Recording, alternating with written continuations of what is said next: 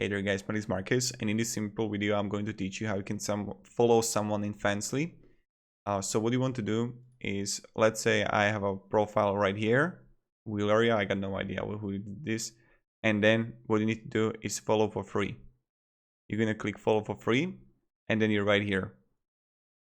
So that's how we do it, and that's pretty much it. And yeah, you can also message someone, and that's how we do it. So this is how we can simply follow someone. Just click on the profile and follow for free. So yeah, have a great day and goodbye.